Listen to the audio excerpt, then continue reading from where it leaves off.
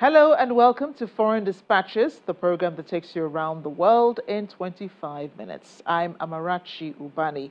On the program this week, tragedy in Austria as a school shooting shocks the nation. Plus in Gaza, war and separation overshadow Eid celebrations. Shock, grief and disbelief have gripped the Austrian city of Graz after the country's deadliest school shooting in modern history. A national moment of silence has been observed, and Austria has declared 3 days of mourning as the country comes to terms with the attack.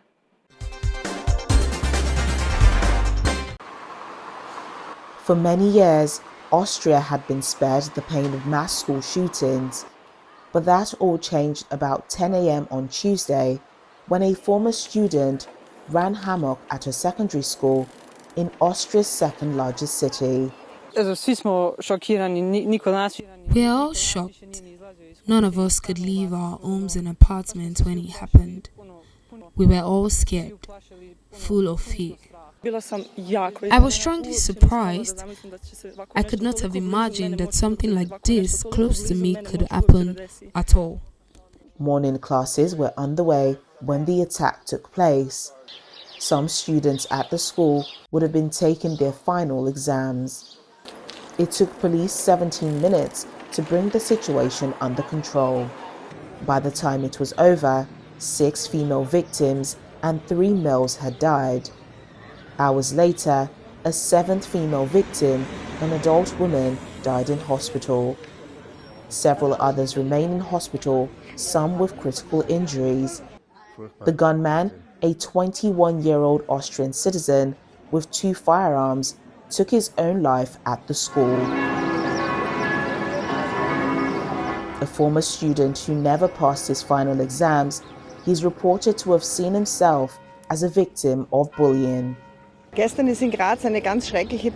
is basically the most horrible thing that has happened in Graz since the Second World War, and a very deep wound has been left in our city that will certainly take a long time to heal. It is not clear to us at the moment how this act came about. I am very much in favor of stricter gun laws in Austria. I don't think any civilian needs to have firearms at home unless he is a hunter by profession or something. There is really no need for this in Austria. Our neighbor is a teacher at this school, and yesterday he nearly lost his life. We're deeply affected by this incident. He now has to process what happened. It is terrible for the entire town. For those affected, it is a real catastrophe. We experienced something similar 10 years ago. It is simply awful. I just came here to remember the people who died yesterday, to show solidarity, because I know many teachers were at the school yesterday. I can't imagine how terrible it must be for the parents and children. 7 years ago, I was a student at that school myself. I am at loss for words. I'm just here to mourn for a moment. The Graz gunman is understood to have owned both firearms legally, and he had no criminal record. One of his guns was bought only the day before the attack. 3 days of mourning have been declared in the country, with flags flying at half-mast. In Gaza, Eid al-Adha has once again been observed under the long shadow of the war with Israel. Amid the devastation, families remained separated. Makeshift shelters now serve as mosques, and food a rare luxury. Much of Gaza lies in ruins, with men and children forced to hold the traditional Eid al-Adha prayers in the open air as food supplies dwindle.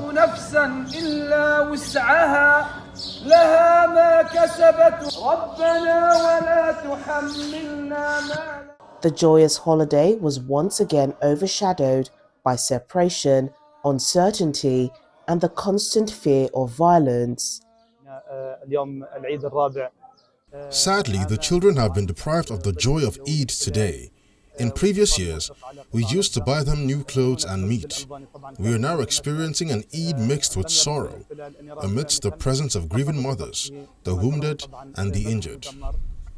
The feeling is painful and extremely difficult. We don't even know how to describe it. The destruction is widespread. It has affected the entire population. For Ibrahim Al-Farani, this Eid marks the first holiday of his son, Mohammed, a milestone he can only witness through a mobile phone screen. Mohammed was born a year ago in Cairo, Egypt, thousands of miles away, where Ibrahim's wife and children remain while he's stuck in Gaza. At the beginning of the war, I was displaced to Rafah city. During my time there, my mother, who is battling cancer, was referred for treatment in Egypt. My wife and my eldest son went with her. My wife was 8 months pregnant. We agreed that she would give birth to our second child in Egypt, thinking the war would end within a month or two, and the crossings would reopen so they could return to Gaza. Now, a year later, Ibrahim has never held Mohammed, never seen him in person. Israel's tight restrictions on movement in and out of Gaza have left thousands of families separated, stranded, and waiting, often without knowing when or if they will reunite. There's no joy. We have been scattered. My siblings are in different places. This is the third Eid we have spent apart. There is no happiness, no sweets, no chocolates, no joy for the children, nothing. But I thank God in any case.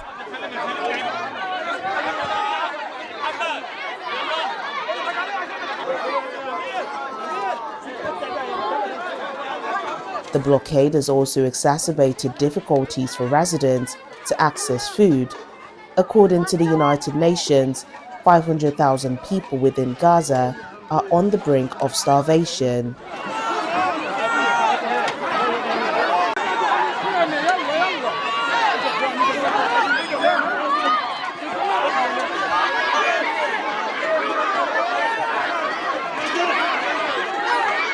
The war broke out on October the 7th, 2023, when Hamas-led militants launched a surprise attack on Israel, killing some 1,200 people, mostly civilians, and abducted 251 hostages.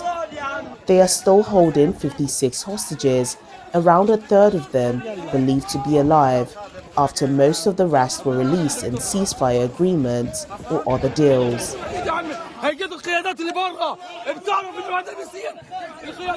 Since then, Israel has killed more than 54,000 Palestinians in its military campaign, mostly women and children, according to the Gaza Health Ministry.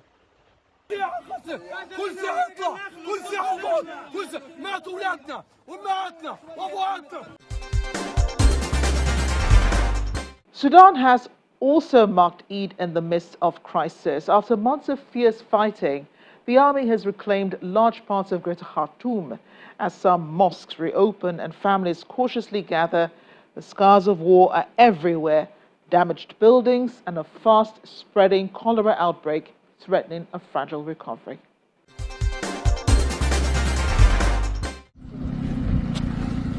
Destroyed bridges, citywide blackouts, empty water stations, hospitals stripped bare. After 2 years of civil war, Sudan's infrastructure lies in ruins. Yet in parts of Khartoum, recently recaptured by government forces, residents are slowly beginning to return. Among the devastation, a flicker of normal life is re-emerging. Over the weekend, the capital saw cautious signs of stability as families ventured out to markets to celebrate Eid. The El Janina market is safe, thank God. We pray this hardship will pass. We store our goods here securely, and people from across the country have come and settled safely. Praise be to God. The whole country is now moving towards safety. But the scars of war are everywhere. The conflict between Sudan's army and the paramilitary Rapid Support Forces has killed over 20,000 people and injured tens of thousands more. Infrastructure has been devastated: roads, bridges, power lines, water systems. Authorities estimate it will take hundreds of billions of dollars to rebuild. In parts of the city, life is returning, but many neighborhoods remain abandoned, such as a ghost city. Sudanese communities have been on the front lines, hosting the displaced, but they are now at a breaking point. With returns expected to heavily damaged areas like Khartoum, pressure on overstretched resources will intensify. Funding shortfalls are already disrupting some of the assistance we are providing in Khartoum, Blue Nile, Al Jazeera, and Sennar states. Our rations and the oil and the pulses in the food basket had to be removed due to lack of resources. Even in areas where people have returned, conditions remain dire. Power cuts last for weeks, water is scarce and often unsafe. Hospitals overwhelmed and under-resourced are struggling to cope. These conditions have led to a sharp rise in disease. Since the start of the year, over 8,000 cases of cholera have been reported in Khartoum, including more than 1,000 children under the age of 5. At least 185 deaths have been confirmed. A cholera outbreak in Khartoum state is worsening at an alarming rate, we are told. Our humanitarian partners in the state report an 80% increase in suspected cases over the past 2 weeks, bringing the total number of cases to more than 8,500. The World Health Organization has supported the delivery of medical supplies to some hospitals in Khartoum, but much more is needed to contain the outbreak. In addition, a recent interagency assessment by our partners and ourselves found high rates of acute respiratory infections, of malaria, and of skin conditions among these returnees. The lack of mosquito nets, the lack of proper shelter, the lack of water, the lack of sanitation, and the lack of hygiene facilities is significantly increasing the risk of disease outbreak. Sudan's descent into crisis began in April 2023 when fighting broke out between the Sudanese army and the RSF. Since then, about 13 million people have been displaced, and 25.6 million now face food insecurity, according to the United Nations. Around 91 cases with high mortality.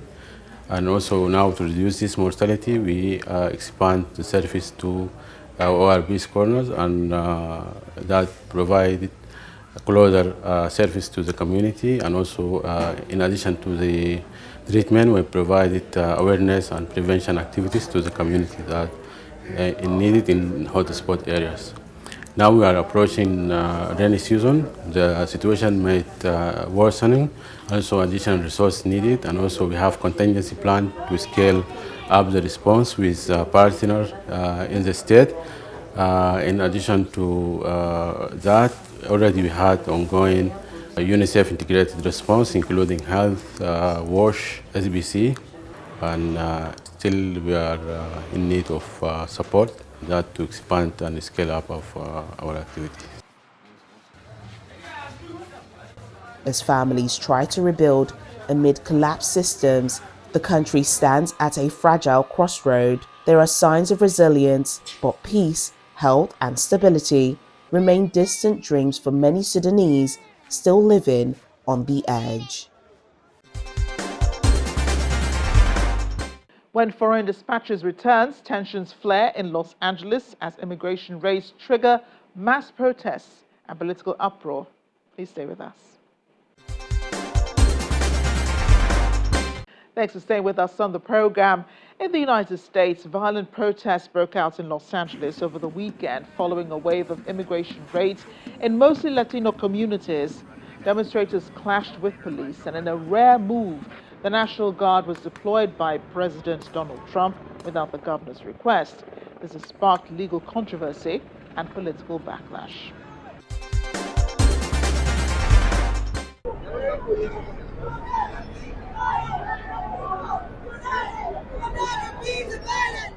Police in full riot gear faced off with demonstrators who had gathered to oppose what they call unjust and aggressive deportation tactics targeting immigrant communities. Well, I'm here to support my immigrant community. It's time for us to stand up and be a voice to what's going on, the injustices. Immigrants, we're here to help the country. We add a lot of value. We pay taxes. We don't take from the system. We're used as a cop-out, as a scapegoat of what's happening in this country. They blame inflation on us when we're really here to work and fight for a better life. I'm here today because I take this protest very personal. I've obviously been undocumented before. I'm now a U.S. citizen, but I stand here to support my immigrant brothers and sisters who are just here to work hard and to provide for their family. We're feeling disappointed with the administration. We're here because there's bigger problems in the country, in Los Angeles, than hardworking people. You are the living fascist state. Think about your life choices. How are you thinking of what you're doing? What initially began as a peaceful demonstration quickly turned chaotic. Protesters threw objects at federal agents and tried to block arrests. In response, law enforcement deployed flashbangs and pepper spray to disperse the crowd.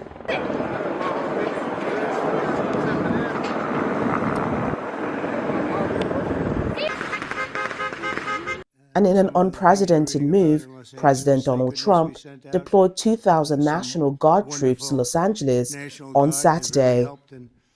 By Monday, an additional 2,000 troops and 700 Marines were also ordered into the city, with President Trump describing the unrest as an assault on peace and public order. This marks the first time since 1965 that the National Guard has been activated in a U.S. city without the governor's request. Well, it's interesting. You watched the same clips as I did. Cars burning all over the place, people rioting. And by the way, we stopped it. We were able to make it much better, but it still looked pretty bad. And in watching clips last night, people were saying this is really a big problem. And until we went in, if we didn't do the job, that place would be burning down just like the houses burned down. They were in big trouble last night, Peter. You know it. And the night before, and the night before that. And I feel we had no choice. I don't want to see happen what happened so many times in this country. I watched Minneapolis burn. Look at what happened in so many different parts of California. You take a look at what happened in San Diego. There's so many different places where we let it burn. We want to be politically correct. We wanted to be nice. We want to be nice to the criminal. And what you're doing is destroying the fabric of our life in this country. No, we did the right thing. We've been given credit by people that I would least suspect. Why I would say that some of the people that came in and said, thank goodness. Governor Gavin Newsom condemned the actions as illegal and in direct violation of the U.S. Constitution. He has since filed a lawsuit against the Trump administration. Trump sought blanket authority to commandeer the National Guard. He made that order apply to every state in this nation. This is about all of us. This is about you. California may be first, but it clearly will not end here. Other states are next. Democracy is next. Democracy is under assault before our eyes. This moment we have feared has arrived. He's taking a wrecking ball to our founding fathers' historic project. 3 co-equal branches of independent government. There are no longer any checks and balances. Congress is nowhere to be found. Speaker Johnson has completely abdicated that responsibility.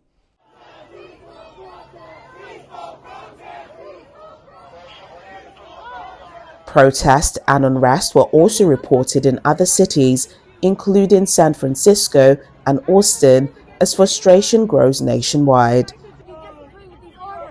The raids are part of President Trump's wider push to launch what he's described as the biggest deportation operation in U.S. history.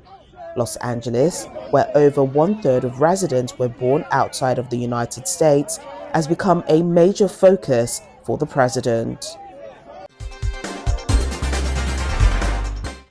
And finally, we head to India, where relentless heat waves are upending daily life and threatening survival.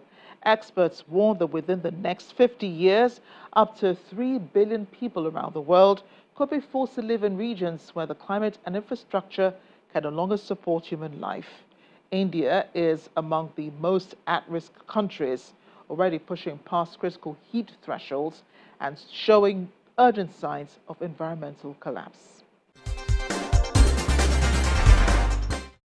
From failing crops to vanishing rivers and dried up lakes, the effects of climate change are intensifying across the world.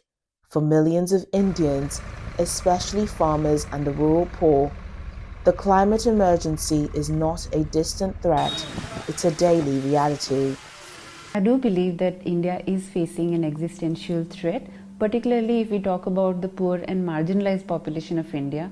They are highly exposed to all the adverse impact of climate change that's happening.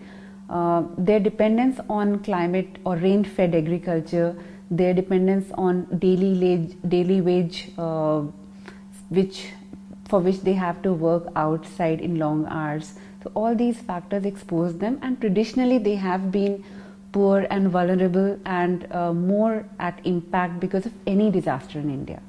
India's most affected communities are already being pushed to move. Climate-induced migration is not just looming, it's happening. And experts warn the exodus will only grow if urgent action isn't taken. While the human body can tolerate high temperatures, India's extreme humidity makes it difficult for sweat to evaporate, a natural cooling process that becomes vital for survival in soaring heat. Prolonged exposure can lead to fatal outcomes. This is a very alarming situation when the temperature crosses 50, because that is not just risky for vulnerable population, the elderly, the children, the women, but also any normal human being, very fit human person also, when exposed to 50 degrees and above, can be at risk to dehydration. Even cardiovascular issues can develop because heart cannot pump that much blood to cool down the body. In response, Indian cities and states are beginning to test mitigation strategies.